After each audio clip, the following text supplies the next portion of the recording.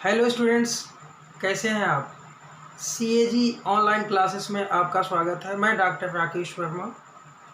आज आपके लिए बहुत ही इम्पोर्टेंट टॉपिक लेके हम आए हैं जो BCom second year and CA intermediate के लिए बहुत ही इम्पोर्टेंट होने वाला है। स्टूडेंट्स, बहुत ही अच्छा टॉपिक है आपका। अक्सर स्टूडेंट्स इस टॉपिक में, जो टॉपिक हम लेके आए हुए हैं, इसमें अक्सर स्टूडेंट्स को कन्फ्यूजन होता है। तो चलिए हम उस टॉपिक को आपको बताते हैं। पहले वो टॉपिक कौन सा है। ये टॉपिक है इनकम फ्रॉम सैलरी से taxable part of house rent allowance. Actually students, आपको इसमें ये समस्या होती है कि हाउस रेंट अलाउंस का कौन सा पार्ट टैक्सेबल होगा, कितना पार्ट इसका एग्जेम्प्ट होने वाला है। तो ये बहुत ही आसान शब्दों में, बहुत ही इजी लैंग्वेज में हम आपको बताने वाले हैं। बस आप CAG ऑनलाइन क्लासेस में अपनी उपस्थिति हमेशा ऐसे ही दर्ज रखें। आपका हाउस रेंट अलाउंस यानी कि सबसे पहली बात कि एक एम्प्लॉयर अपने एम्प्लॉय को जो हाउस रेंट अलाउंस देता है उसमें से कितना हिस्सा टैक्सेबल होता है, कितना हिस्सा एग्जेम्प्ट होता है। स्टूडेंट्स, यहाँ हाउस रेंट अलाउंस के हम दो कंडीशंस आपको बताएंगे। पहला, ये हाउस रेंट अलाउंस पहली बात तो किसी भी एम्प्लॉय को, चाहे वो गवर्नमेंट एम्प्लॉय हो, चाहे वो नॉन गवर्नमेंट एम्प्लॉय हो या सेमी गवर्नमेंट एम्प्लॉय हो, सब के लिए यह partially taxable and partially exempt होता है। दूसरी बात स्टूडेंट, सबसे खास बात इसमें कि हमने कहा इसको दो भागों में, हम आपको दो भागों में बांट के बताएंगे। पहला, नोट कीजिए हमारे साथ, when employee lived in own house and gets HRA from employer।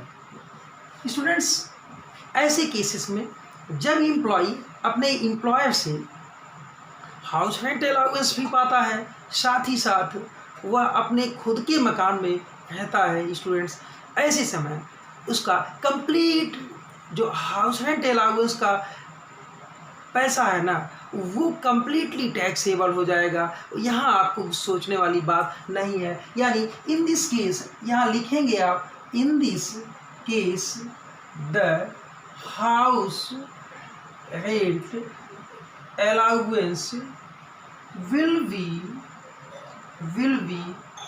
Fully taxable.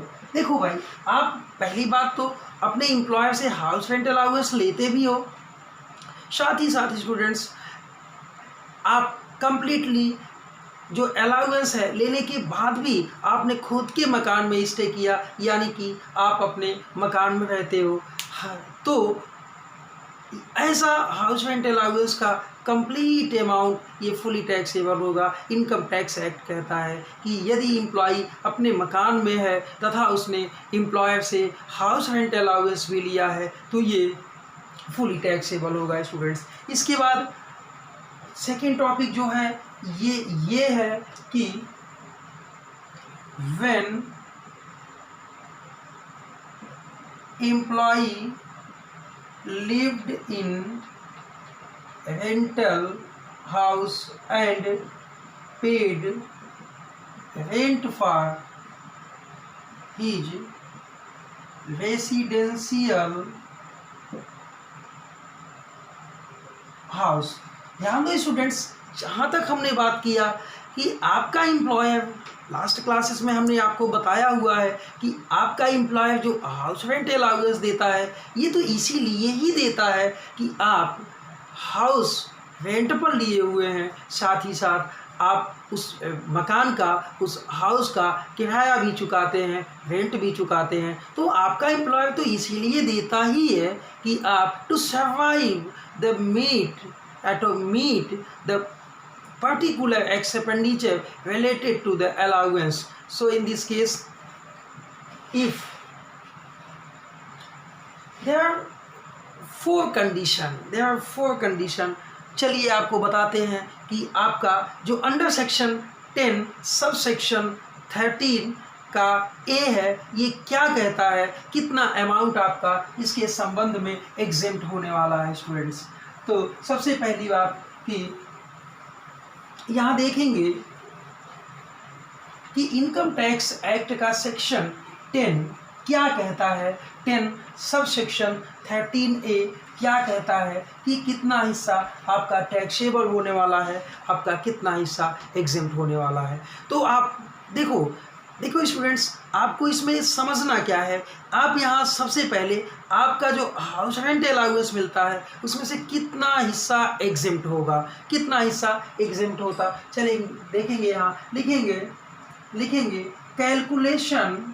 Calculation of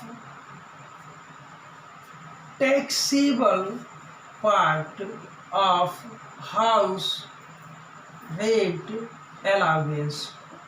house rent allowance का कितना हिस्सा टैक्सेबल होगा वो निकालने के लिए सबसे पहले हमें ये निकालना होगा कि जितना एम्प्लॉयर ने आपको हाउस रेंट अलाउंस दिया है उसमें से कितना एग्जेम्प्ट होगा। तो यहाँ लिखेंगे for the assessment year 2020 and 21। देखो भाई, आप यहाँ ऐसे कर लो। चलो अब यहाँ पे लिखते हैं, या अभी आप इसको ऐसा न लिखें, आप लिखेंगे यहाँ पे the least of following will be exempt under section 10 subsection 13A। Under section 10 subsection 13 ये कहता है कि एक एम्प्लॉय को अपने एम्प्लॉयर से जितना हाउस रेंट अलाउंस मिलता है उसमें से कुछ प्रोविजंस हैं, उस प्रोविजंस यानी कि जो प्रोविजंस के आधार पर इसमें से जो सबसे कम अमाउंट आएगा, अभी जो चीज़ें हम लिखने वाले हैं आपके बोर्ड पर, क्या क्या लिखने वाले हैं, द लीस्ट ऑफ फॉलोइंग। पहला आप लिखेंगे actual amount of house rent allowance received. ध्यान दीजिएगा स्टूडेंट्स कि actual amount of house rent allowance यानी कि जो आपका actual amount house rent allowance का है वो। Second, excess of rent paid over 10% of salary. And third case, 50% of salary if house is situated first Delhi, second Mumbai, and third Chennai, and fourth Kolkata. Students in तीनों यानी कि ये जो figure है ये कंप्लीटली आएगा ऐसा कि यदि एम्प्लॉई इन तीनों में से जो सबसे कम होगा वो अमाउंट एग्जेम्प्ट हो जाएगा हाउस रेंट अलाउंस में से। अभी आप लोगों के मन में एक बात चल रही होगी, सर यदि दिल्ली, मुंबई, चेन्नई एंड कोलकाता में एम्प्लॉई इसके अलावा कहीं है, इसके अलावा किसी सिटी में उसने स्टे किया हुआ है तो क्या होगा। तो स्टूडेंट्स आप यहाँ पे लिखेंगे or 40% of salary for other cities. यदि किसी अन्य सिटी में है तो वेतन का यानी सैलरी का 40% यहाँ पर चार्ज किया जाएगा। यानी ये इन तीनों केसेस में से जो सबसे कम अमाउंट होगा हाउस रेंट अलाउंस का वो एग्जेम्प्ट हो जाएगा। साथ ही साथ जब वो एग्जेम्प्ट हो जाएगा तो जो टैक्सेबल होने वाला है स्टूडेंट्स, जो टैक्सेबल होने वाला है यानी टैक्सेबल इज इक्वल टू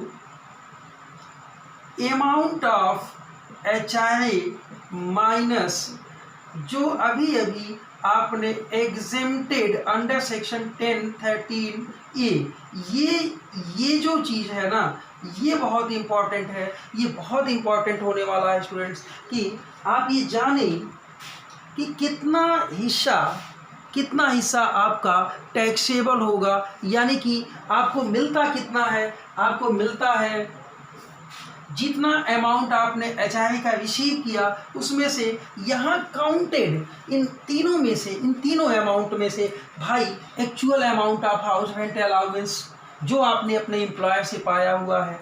यहाँ आप हल्का सा कंफ्यूज होंगे, तो चलो हम आपको अच्छे से बताते हैं कि आपने जितना रेंट पेड किया उसमें से 10% ऑफ सैलरी माइनस कर लेंगे। लेकिन स्टूडेंट्स यहाँ बहुत इंपॉर्टेंट एक टर्म्स आने वाला है कि यहाँ सैलरी का क्या मतलब होगा, ये मीनिंग ऑफ सैलरी क्या होने वाली है। तो चले आप यहाँ पे हम इसको मिटाते हैं, आपको बताते हैं कि यहाँ जब आप मकान किराए भत्ते का मूल्यांकन टैक्सेबल पार्ट का करने वाले हो, यानी कि now you calculate the taxable part of house rent allowance. In this case students, if you unknown about the meaning of salary, that you cannot find the taxable part of house rent allowance. So here need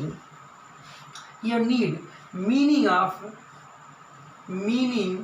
of salary, यानी कि यहाँ ये जो 10%, ये जो 50%, ये जो 40% हमने सैलरी का कहा, वो किस वेतन पे निकाला जाएगा, यानी वो वेतन में क्या क्या इंक्लूड्स होने वाला है। तो चले आप यहाँ सबसे पहले लिख लें basic salary plus DA under the terms of employment and commission by fixed rate on sale. ध्यान दीजिएगा, ये दो बातें बहुत इंपॉर्टेंट होने वाली हैं आगे चल के हाउस रेंट अलाउंस के वैल्यूएशन के लिए। ये आवश्यक है कि आप ये जानें, हमने अपने प्रीवियस क्लासेस में जब मैंने डियरनेस अलाउंस आपको समझाया हुआ था, तो वहाँ पे बताया है कि एक डियरनेस अलाउंस किस कंडीशन में under the terms of employment होता है स्टूडेंट्स। तो आपने वहाँ पे देखा कि डियरनेस अलाउंस कब under the terms of employment होता है। तो मैं बता दूँ आपको, अगेन मैं आपको समझा दूँ, यदि डीए का कुछ हिस्सा यानी डीए का कुछ हिस्सा रिटायरमेंट बेनिफिट के लिए शामिल किया जाता है, यानी कि when DA some part of DA includes account for retirement benefits and the DA is part of basic pay, and if directly in a question given the dearness allowance is as under the terms of employment, and also if DA not given in your question, why not given the dearness pay word? If dearness pay word given, second, if dearness allowance is as under the terms of employment directly given,